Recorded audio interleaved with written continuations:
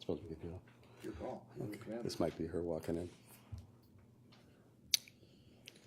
We're just waiting for Councilwoman Conwell, who's walking in as we speak, so.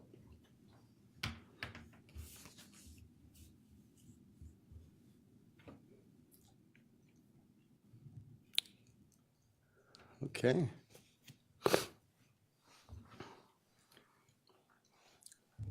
Okay, Cuyahoga County Public Works Procurement and Contracting Committee meeting for Wednesday, January 17th, 2018. We call to order. Get the roll call, please. Calling the roll, Mr. Tuma, Here. Mr. Miller, Here. Ms. Conwell, Mr. Schron, Here. Ms. Baker. There is a quorum. Okay. Is there any public comment related to the agenda this morning? No, Mr. Chair, no one is signed in. Okay, and if we could have the approval of minutes from the December 6th, 2017 meeting. I move we approve the minutes of the December 6th, 2017 And 2017 meeting. thank you. And we have a second. Okay, all those in favor say aye. Aye. Opposed, nay. The ayes have it. And we have some matters referred before the committee this morning. The first, Madam Clerk, if you could read. Resolution number 2017-0180, authorizing an amendment to an agreement with Cleveland Thermal for central heating and cooling services, steam and chilled water, and other related services at various county facilities. Okay, and we have Mr. Reimer here who was here on a prior occasion, discussed this, and we had some additional questions. And I know since that time, he's provided us with some information that we requested, and I'll let Mr. Reimer continue here. Good morning, Mr. Chairman. Good morning, council members. Again, Matt Reimer with the Department of Public Works, Facilities Design and Maintenance Administrator. Mr. Chairman, if I could ask for your indulgence to just reintroduce the issue, just given the passage of time, is that Sure, is that absolutely, appropriate? So as you stated, Mr. Chairman, this was originally presented to committee on October 18th, 2017. And yes, committee members did ask for some additional analysis to be completed. And thank you, committee members, for your patience as we work to take a fresh look at some of the analyses that were requested, and we responded in early December with that. A hard copy should be in front of you of what those responses were from December. As a refresher, this action seeks to amend the county's existing service agreement with Cleveland Thermal to deliver building steam and cooling chilled water to the Virgil E. Brown building for building heat and building cooling, respectively. The value statement, when you look at the alternative for proceeding down this path compared to just replacing equipment in kind, is that this alternative will significantly improve our building capabilities. Specifically, it's going to provide the building with year-round cooling, something that it is sorely needed given the amount of solar gain that we experience in that building with a significant glass facade. In addition, it'll allow us to scale our use of both building heat and building cooling during the appropriate seasons. We can scale this out for long-term future planning with the ebbs and flows of occupancy of the building, the ebbs and flows of the public demand that the building requires to be serviced. Also, it presents a significant improvement to long-term reliability and redundancy to the building systems for this critical public service building. Consistent with goals that were outlined in the recently adopted county sustainability plan, this alternative also has a meaningful reduction in net greenhouse gas emissions by the fact that we consolidate our load profile to a central plant. It can have the additional equivalent of an estimated 96 cars off the road for a year per year of the agreement, and that's 1,536 cars avoided over the life of the agreement. Again, that's just to compare against the alternative of replacing with more efficient equipment. This will also simplify building mechanical systems, which is near and dear to my heart, which will enable our stretched-thin stationary engineer workforce to focus on other systems in the building, as well as throughout other county facility priorities. And lastly, the steam and chilled water infrastructure is immediately available. Steam is available right outside the door to our Superior entrance of the building, Superior Avenue entrance, and 3 blocks away to the chilled water distribution loop, making this the best alternative for us to get reliable cooling services to the building before the 2018 summer season. Reflected in the package that is provided to you by the clerk is an introductory memo outlining some of those value statements in my words and at my technical recommendation. In addition, one analysis that was requested was a new 30-year life cycle cost analysis. That is an enclosure to that package. Also, a question about the impact on the 2018-2019 budget cycle, which I can get into in just a moment. There was also an attachment or a request for historical system maintenance costs, which we've completed analysis, and there's an attachment there in the package. And then future maintenance investments to a replace-in-kind alternative, which are included in the life cycle cost analysis, and I can go through as requested. With that, I stand ready to answer your questions. Thank you, Mr. Chairman. Okay, appreciate, first want to thank you for compiling this information that we requested. It's good to have that in front of us prior to meeting here this morning. I'll turn it over to my colleagues with any questions that they might have for Mr. Reimer this morning.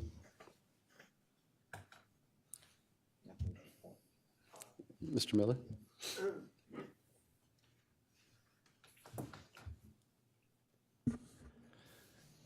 Mr. Chairman, Mr. Reimer, am I reading the life cycle analysis results correctly that that what you're proposing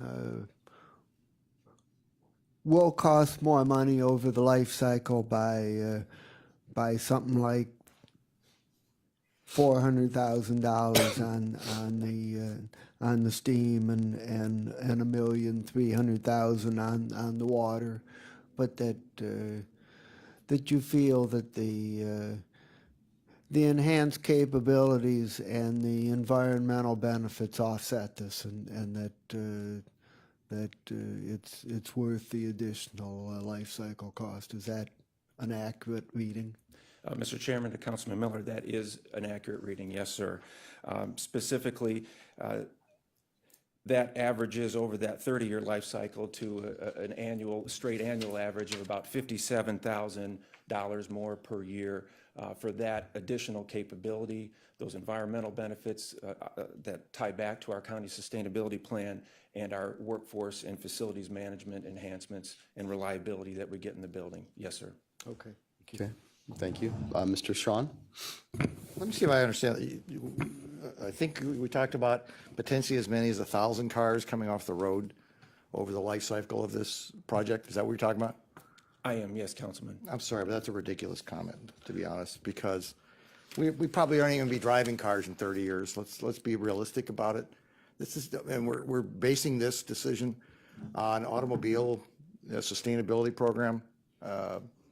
Is that one of what you're coming to this body telling us is one of our big reasons why we're supporting spending this additional money?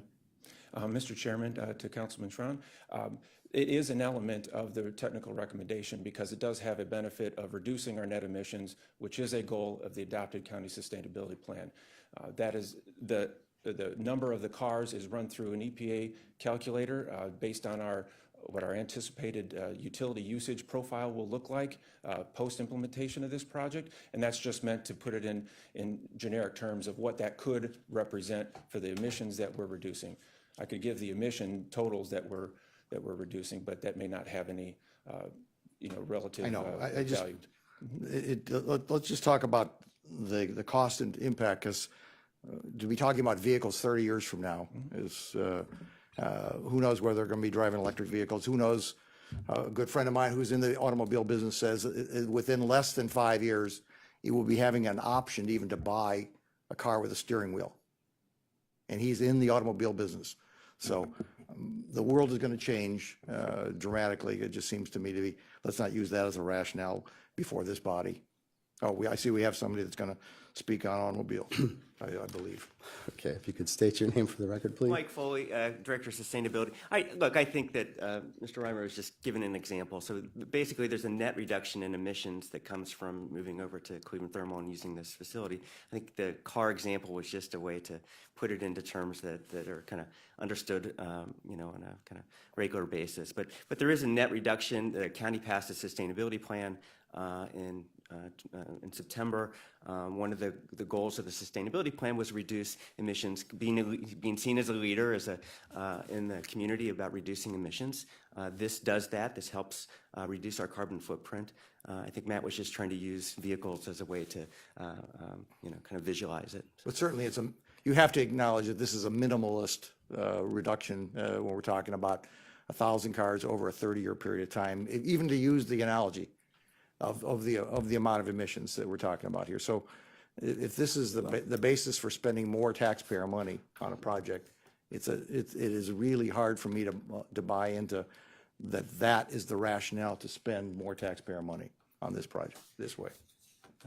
So, Councilman, I would say that we're reducing emissions.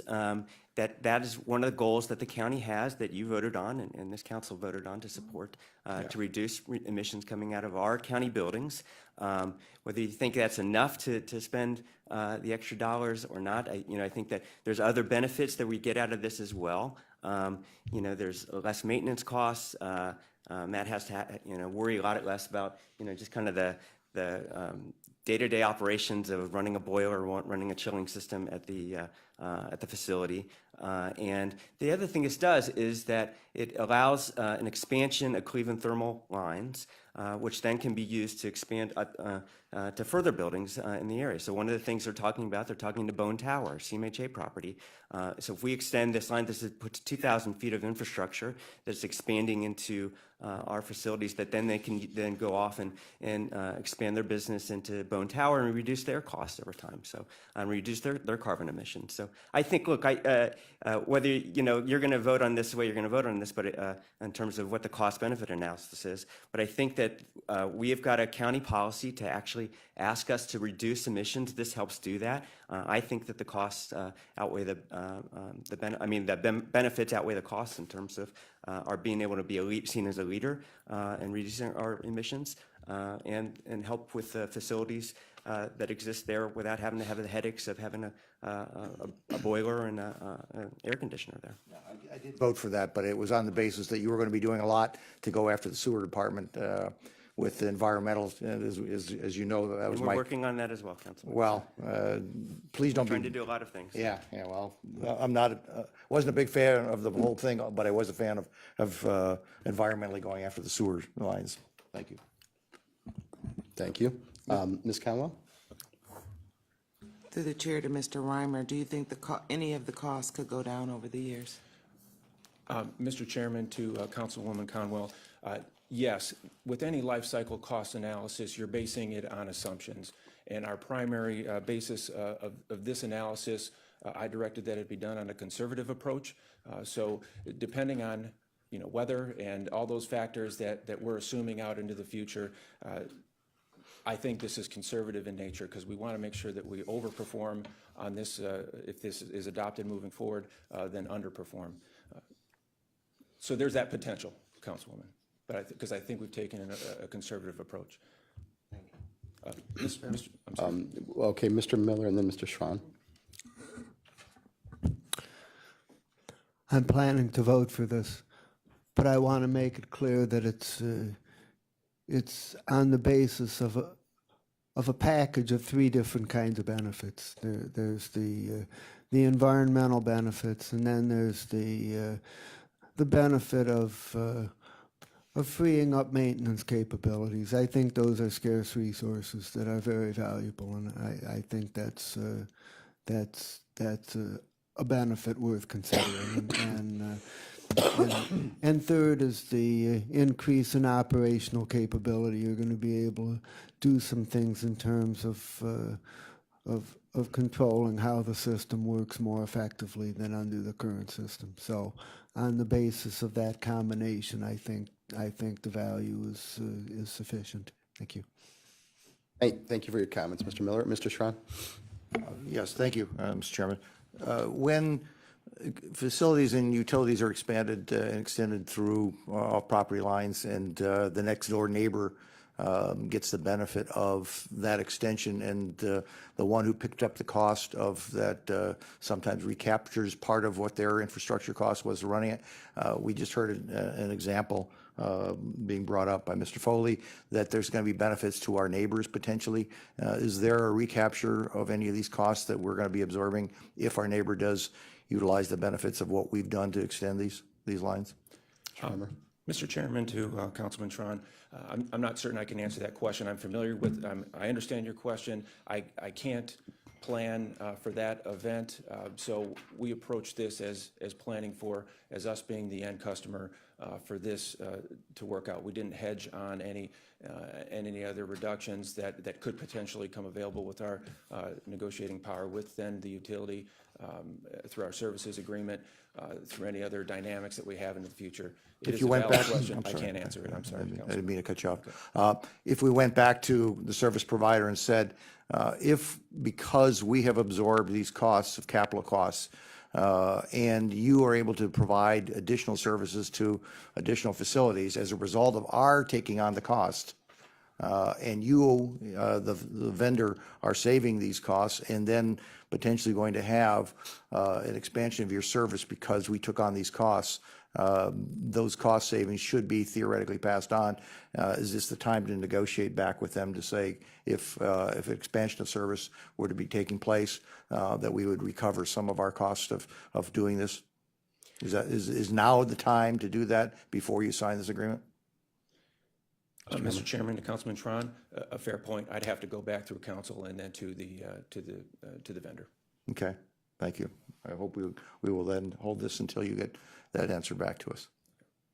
Mr. Reimer, I want to ask too, with respect to the timeframe on this, how do you guys come up with the 2033 date? I know there's a 30-year life cost analysis, I understand that. So why such a long contract if there's concerns about cost and such? Hi, Mr. Chairman. Yes, the 2033 suspension date, it aligns to the existing services agreement. So we wanted to make sure that we weren't setting up a separate time period for this particular building compared to the other buildings that the services agreement currently services and that duration. Fair enough. Ms. Baker? Yes, thank you. This is the first I've seen this, so maybe my questions are in this report, but if you could maybe help me break it down a bit, maybe make it a little simpler than trying to subtract and add and see where we're at here. In just a very simple, simplistic question, the cost of what it takes to repair or replace and maintenance of the existing equipment versus using the analysis of replacement of what's being proposed, what is the cost difference? Mr. Chairman, to the councilwoman, I'm pretty sure I understand your question. Okay. But as in my memo, I believe it's in the last paragraph of questions and responses. Number 5? Yes, yes, Councilwoman. We are estimating that the amount of maintenance burden of a replace-in-kind system would be on the order of $90,000 annually. So if I'm understanding that correctly, and I did see that, $90,000 per year is the bottom line savings, taking everything, including the cost of equipment, into account. Mr. Chairman of the Councilwoman, not necessarily, no, because we have utility differentials, the costs, depending on how you look at those values. But from a maintenance perspective, I'm saving on the annual maintenance of $90,000, reduce that by approximately $15,000 of minor maintenance that the proposed alternative would encompass and which is incorporated into our analysis. So that delta, estimated $75,000 delta annually from a maintenance If I perspective. may, so I understand the maintenance savings, but what about the initial investments? What is the difference in cost between the initial investments to get us here to save the $90,000? Mr. Chairman of the Councilwoman, the initial investment of replacing kind is estimated to be $1.6 million project, and that is reflected in the appropriation that this project currently has. So 1.6 million is the replacement. That's correct. What is it, and I'm sorry if it's in your report, but like I said, I just got this. What is the cost to repair the current equipment? That is the cost to repair the current equipment. What is the Yes, cost then to replace what it is that you're proposing here? What we're proposing here is an upfront cost of $125,000. Everything else is reflected in the rate structure and based on our usage and capacity charge that we would reserve at the plant. So, speaking to that $125,000, that is something that I could either recommend out of the appropriation that's in place, or in the current services agreement, we have an efficiency fund that Cleveland Thermal brings to the table as part of the initial agreement. We could just deduct that from the efficiency attributes of the contract and not expend any new upfront money. Still reflected as a cost in the analysis. Okay, for now. Okay, and how much is in that efficiency fund? Over the first 5 years, it was $1 million at $200,000 a year, Mr. Chairman. So that could be used out of that fund to cover those upfront costs? There's an estimated, this is the last year of the efficiency fund, round numbers, $350,000 remain in that efficiency fund. And if you don't, is it use it or lose it? Certainly, yes. But we would be using it elsewhere if not on this project, specifically probably the Justice Center or other buildings that are serviced by the agreement. Okay, you missed the discussion on the Justice Center yesterday, obviously. No, I'm teasing. I didn't, Mr. Chairman. I'm I just, apologize. Yes. okay. Any other questions, Ms. Conwell? Through the chair to Mr. Reimer, so we talked about the 1.2. That's just for the chiller plant, correct? And That's correct, Councilwoman. so the first cost is also, we have to add that onto the ticket price as well for the boiler plant, correct? That is correct, Councilwoman. Yes, 1.6. Okay, so that yes. comes up to Yes. 1.6. Yes, Okay, Councilwoman. thank you. Okay, any other questions from members of the committee? With Mr. Schron's inquiry, I mean, I think it'd be prudent to follow up on what his request was. I know you guys are trying to move this along, but we want to do it properly. I mean, I think having your analysis has helped make it a clearer understanding as to what you folks are trying to do. But again, thinking of the bottom line for our taxpayers, we want to make sure that we do this prudently, and I would ask that you go forward with Mr. Schron's request to go back and see what you could do about leveling off those costs that he was talking about earlier. Thank you. And we could hold this in committee. As soon as you hear something back from them, then we could look at moving this forward. Okay? Chair, Ms. Baker? Just for clarification, are we talking about explaining the additional 57,000 a year? Is that the question you want answered? The 400,000 in the life cycle, how can we justify that outside of the sustainability of doing the right thing? You know, That's my understanding. about- And Mr. is Schron, that- right? Yeah. just so I understand Yes. what answer we're expecting back. Correct. You understood where Mr. Schron was coming from on his Right, Mr. line of Chairman, questioning. may I clarify? Sure. So to the answer to that question, the 57,000 more per year on average is going to address our increase, Councilman Miller said it best, our package of increased capability at the building level, simplification of our mechanical systems, reliability that we will gain from the alternative, and then the sustainability benefits that can result. So that is my answer to that question. I believe Councilman Schron's question was related to our investment. If there were going to be beneficiaries of that investment, should that not be reflected in the agreement from an economic standpoint? I believe That's right. Councilman- Got it right. I don't want to muddy that up, but, right. So you understand what Mr. Schron's asking? I do, you to Mr. do, Chairman. okay. I just wanted to clarify that was indeed the question. And I don't believe it's atypical for extension of utility services when one property owner is picking up the cost to run across, to have some extension or benefit. If it ends there, then of course they're picking up the whole responsibility. But if the desire is to do, as Mr. Foley alluded to, then there should be some shared benefit as a result of those costs. Okay. Understood, Mr. Chairman. Ms. Baker? And thank you for the clarification. I understand your answer for the. Another question too. Okay. I understand your explanation. Can you put numbers to it? Can I put numbers to the 57,000? Yes, break it down, not just say it's for this and we hope for this and Right. then this. Can you actually put a number next to each of those explanations so that we can understand in years ahead, this is where we are saving and why? Not just, we anticipate, but can you put numbers next to that? Right. Mr. Chairman, to the councilwoman, not in an economic sense, but I can in another sense. Our cooling season right now that we activate those building chillers is from April to November. December, January, February, and March, no cooling on the building. Just last week, significant glass facade building, we got a warmer day.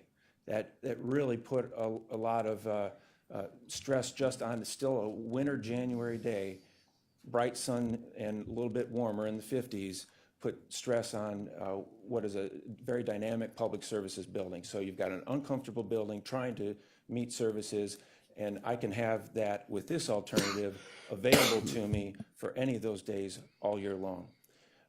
And in addition to that, I'm only using what I need. I only am drawing I don't have to run those chillers for the sake of running them just to have the standby capability. I'm only using the capability from the plant that I need, which then helps me in the long term because like right now, Health and Human Services has a general inward dynamic to the building. They're bringing people into the building, and that's, Right. I can't predict how that will be in the future, but I have the scalability of the system now to address ebbs and flows of how much stress occupant-wise they put on the building or how much public services are offered to meet any demand that we can foresee in the future. I understand the flexibility, the potential of making things more comfortable, and also the ebb and flows of the environment where you never know when you're going to have a cold day or a hot day. But there should be some, I would think, at least some kind of analysis that you can put together that would say, this is what we potentially can save given the ebb and flows, the unpredictability. I mean, if we're saying it's going to cost us $57,000 more a year, we should be able to say why that is, but the cost benefit is we're going to save because I'm not going to have to heat or cool and will be more comfortable. There has to be something that you can put together that would justify the dollar amount beyond what we think will be less maintenance. If it's less maintenance, then how much maintenance are you anticipating you're going to save? If it's going to cost us more, but we're going to be more comfortable, then put a price next to that too.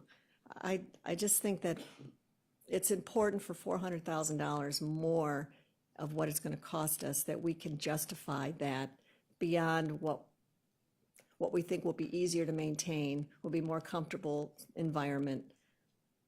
Put a number next to it, I think, is not an unreasonable thing to ask for. Mr. Reimer?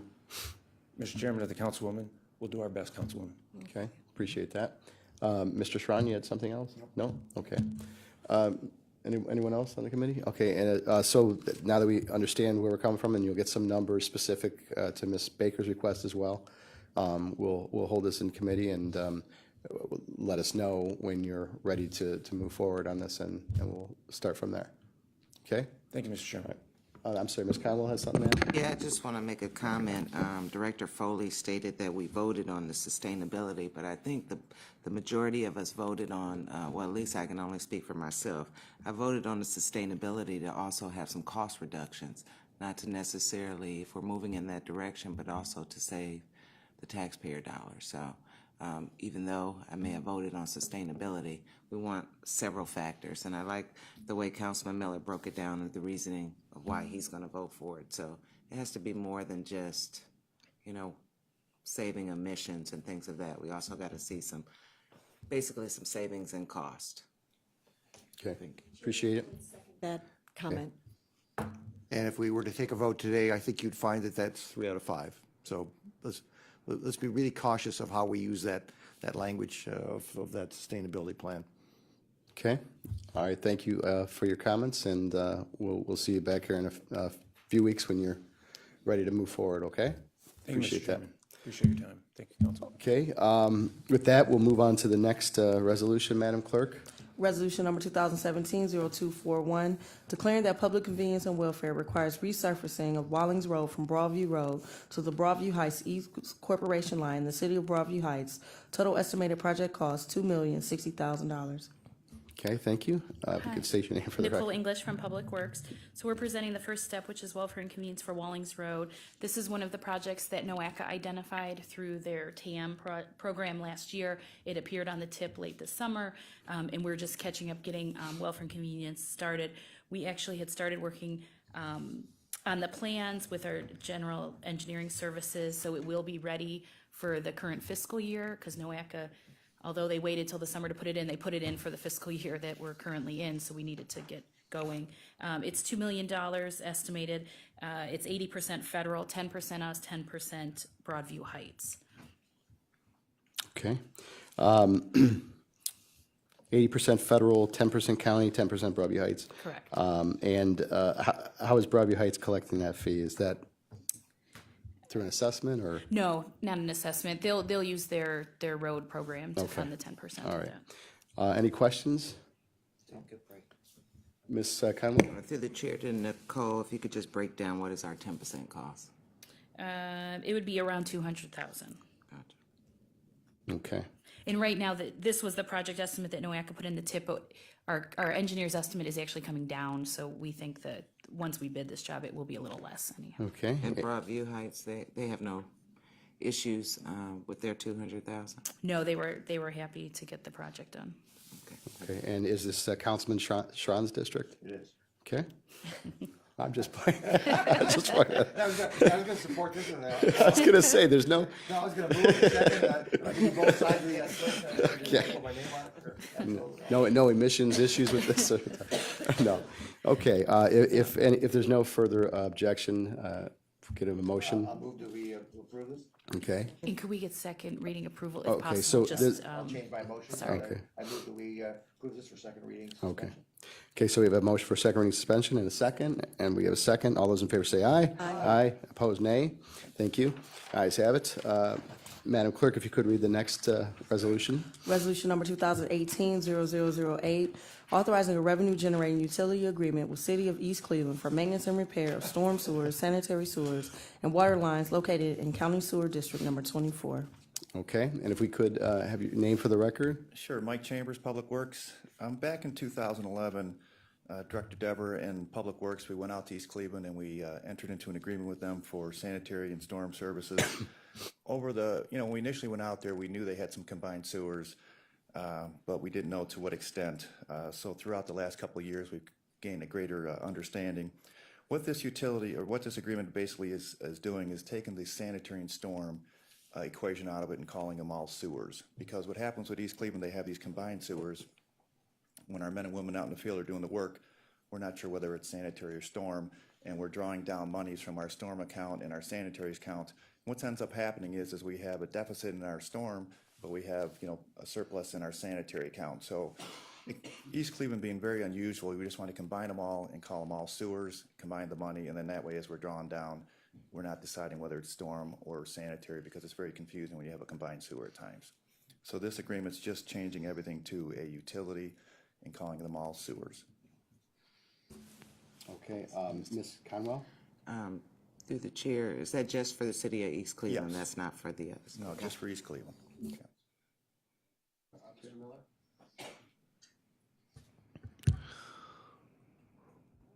Would it be advisable for East Cleveland to separate their storm and sanitary sewers? And if so, is there any effort being made to do so? Honestly, you can. Okay, Mr. Dever? Good morning, council members. That would be a huge undertaking for the community itself, and knowing the status of the community and the struggles that are currently going on there, I don't see that in the foreseeable future, so It would be a good thing in principle, though, is that it correct? sure would be. Okay. But that's Mr. Schron? the same principle we'd love to have in City of Cleveland, too. I mean, it's, the sewers in front of my building are combined sewers, and, yeah, it would be fantastic if they could be done, but it's just, unfortunately, it's gonna be very hard to unbundle that. Right. It's similar to other communities in the inner ring. There's few of them that do have these combined sewer systems. Garfield Heights is struggling with this same issue, and they're taking one project at a time, but it's a burden, and they're going after whatever funds they can. They're taking a lot of loans out to address it. So we're trying to assist when there's an opportunity to do this and there's funding available. We try and assist the communities to make those decisions. Okay. Ms. Baker? Isn't the Ohio EPA, though, coming down pretty hard on these communities to find a way to separate, although hard and maybe not possible? But isn't there in place now an effort to and I think the problem is when this is not my strong suit, so when it rains a great deal, it raises the water level, and then that's when you get both the sewage and water in the same. Sure. Okay. There's no doubt about it, and actually the regional sewer district, and that's Right. part of their massive effort too, is because knowing that the cost for these combined systems, regional's effort right now to store in Right. certain locations, and there is a significant tunnel project over there, the Doan Brook project. Right. So I think a lot of this overflow, when it does take place, will be going to that facility. There's different ways to handle these problems, and we work very closely with the EPA for all of our communities. So there's not a one-size-fits-all model for each of the communities. And like I said, this is a Herculean problem. Right. That I think at least we're making a lot of positive steps forward in this region in regards to it. If I just may I hope follow, that's- so Sure. East Cleveland, though, is not part of this. You don't foresee East Cleveland being part of any effort to remedy their sanitarian storm. No, but like I said, ultimately that flow does go into regional is ultimately taking it for treatment. So Okay. that ultimately makes it to their treatment facilities. I'm not sure if it's making it to Nottingham, Okay. but I'm sorry if I don't have that correct. But I mean, it's part of the solution. We know that this region, that regional sewer district where it drains to, they're looking at the entire system. So if you can solve it by separating in some of these communities, they will go down that path. But I think the cost-efficient way right now is where regional is treating, and they're going to do some of those storage. That's supposed to reduce it up to 90%. Once regional is finished, that final 10% is cost prohibitive, should I say, to solve these problems. But we're going to continue to maintain the system so it continues to flow. It's buckled up so that flow does ultimately make it to the treatment facilities. Okay, thank you. Mr. Schramm? Yeah, just Ms.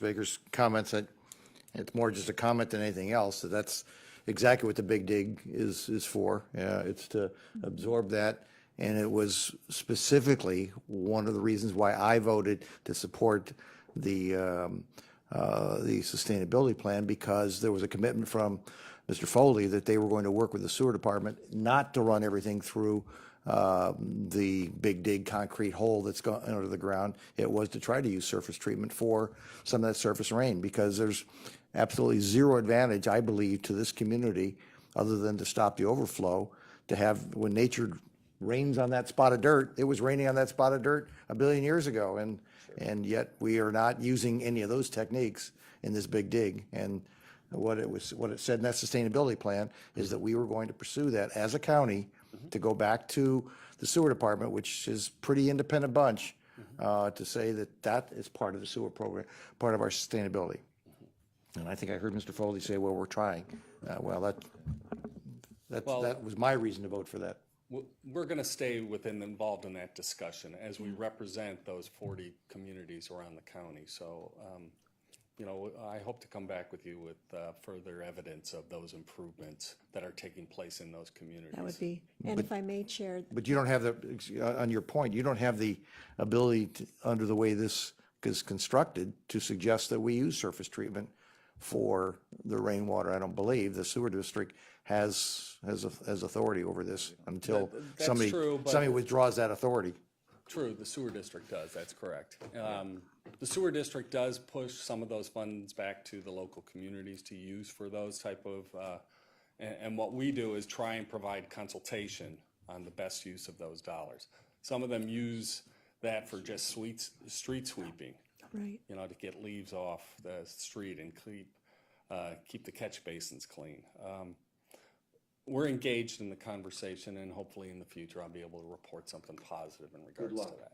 Thanks. Yeah, and if I just, wasn't there a significant tax increase on all those that have I know. their surfaces covered? Yeah. Yeah, that's wasn't right. there, yeah. That was a significant court case that went down to the Ohio Supreme Court and was Right. determined by the Supreme Court. I think it's 2 years now old.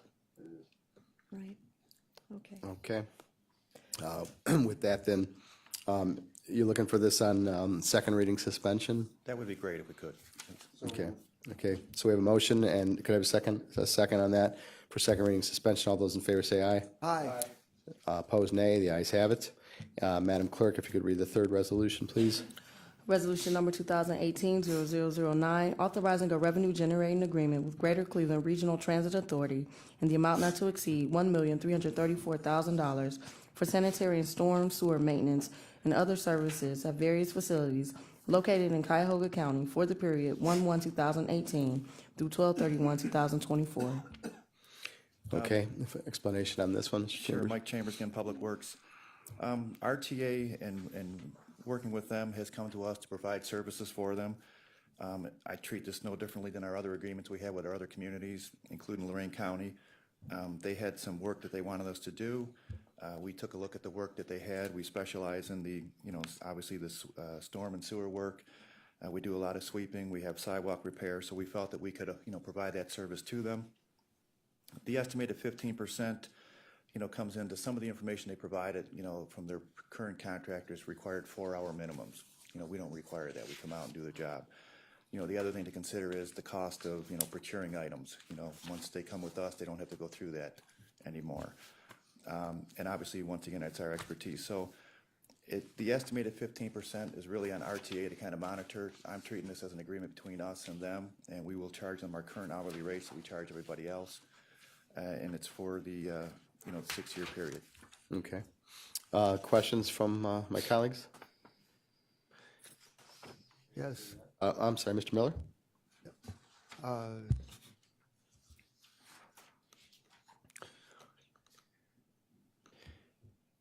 Can you give some examples of what kind of work we would do for RTA under this agreement?